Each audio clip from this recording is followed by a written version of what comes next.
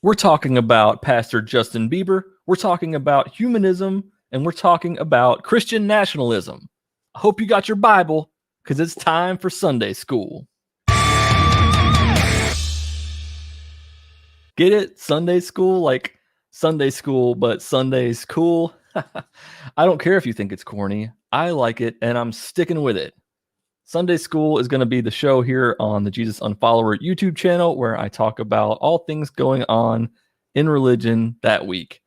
And sometimes I'll probably reach back a week or two or three. And I'm not always going to talk about just Christianity, but primarily because that's what I came out of. And this is definitely not a Bible. Hey, Kevin, did you say Pastor Justin Bieber? Why, yes, I did. And let me show you why.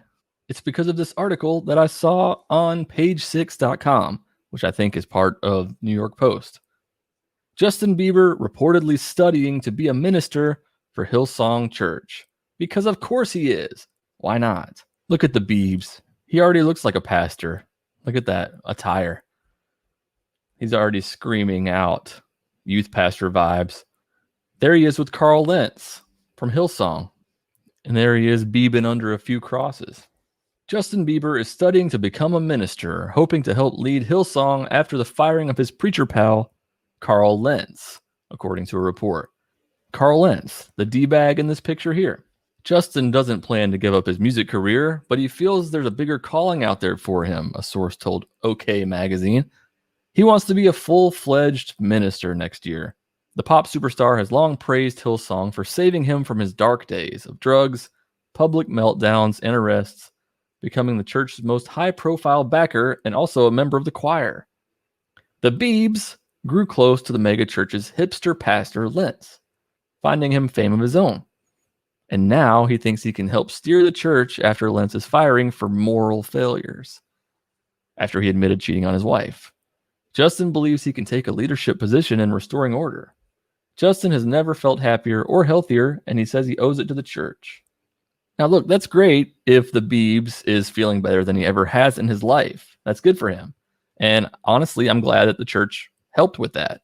But it's kind of funny that this Pastor Lentz that he was been running around with, taking shots at the bar with, hanging out, dude gets fired, and then Bieber's like, I think I'll take his place. Old Judas Bieber with the backstab. This whole thing kind of has a Kanye West feel to it. You know, I feel like, I don't know if the Christians are going to be all behind Bieber now, because that's what they said about Kanye. Look, God can take anybody and change them. And then Kanye just starts acting even crazier, and they're like, well, you know, he's not really a Christian. So it makes you wonder how the Biebs is going to be received. And honestly, it seems like being a part of Hillsong is more about like being in this clique and being cool and looking hipsterish than actually doing anything substantial. The next thing we're going to take a look at is an article from Friendly Atheist, aka Hemant Mehta, who also runs the Friendly Atheist YouTube channel. It's called Conservative Writer. Dr. Anthony Fauci is immoral because he's a humanist. Cheryl K. Chumley is one of the worst writers for the conservative Washington Times, which isn't easy. It's not enough to just offer right-wing takes on current events. She willfully misunderstands what she's writing about, whether she's calling for the takedown of satanic monuments that don't exist, or saying that Christians who oppose Christian nationalism are very unchristian. Her latest diatribe involves trashing Dr. Anthony Fauci, one of the only voices of reason coming from the government during the pandemic. She doesn't bother pointing out anything he said that's untrue. Instead, she's criticizing him for being an atheist. Fauci said in a 2015 interview that he was a humanist despite his Catholic upbringing because I have faith in the goodness of mankind. This is apparently very problematic for Chumley. And this is what she says about Dr. Fauci. More than that, he's a humanist, meaning he takes his moral compass from his own mind. He has little to no concern with the stuff of higher authority. She goes on to say, an atheist in charge of the U.S. government policy, economics, education, and constitutional freedoms as they relate to the coronavirus response, what could go wrong? And here she brings it home. He's atheist, which speaks volumes about his character, his moral compass, and his understanding of American exceptionalism and basic founding and constitutional principles. And he's just been outed for lying. And Hemant goes on to explain, actually, he was not outed for lying. But let's go back to that statement that she made. He's atheist, which speaks volumes about his character. Does it? Does it speak volumes about your character because you just don't believe in a God? How is that reflective of Fauci's character? It just goes back to people not really understanding what atheism is about and the misconceptions about that word. She says he's a humanist, so he takes his moral compass from his own mind. Okay, so he's a humanist, and if you're a Christian or a religious person, then you get your morals from what? From God, apparently? From books that talk about God? From books that say this is what God said, even though it's just people who wrote the books, who wrote the laws? I would rather my moral compass come from my own mind rather than some words that somebody else said that apparently came from God, and that's how I'm supposed to live. That's the whole thing. A humanist's moral compass doesn't just come from our own mind. It comes from millions of years of evolution. It comes from the need to evolve as a society and do what's best for us to thrive as humans. So it's not like we're just making up our own compass instead of having these pre-written rules that allegedly come from God. Going back to the article now, here's a difference Chumley never brings up. Fauci doesn't spend any time talking about his personal religious beliefs unless he's specifically asked about them. The evangelicals surrounding Trump can't stop talking about their faith because they constantly fantasize about a theocracy. Also, why is it okay to slander Fauci because of his humanism? As American atheist President Nick Fish rightly noted, you would never see something like this in a legitimate publication.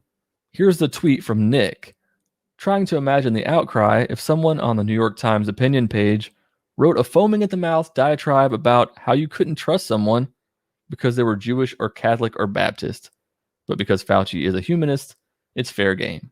That's bullshit, and it misses the mark so much to say that someone doesn't have a moral compass because they're a humanist, or they're an atheist, so that tells us everything we need to know about them. Really? The third and final article we're going to look at is from NBCnews.com, written by Andrew Whitehead. Christian nationalism's COVID vaccine doubt threatens America's herd immunity. Christian nationalist ideology will almost certainly serve as a barrier for a sizable minority of Americans who need the vaccine. And look at this, they got the vaccine in the shape of a cross. Isn't that neat?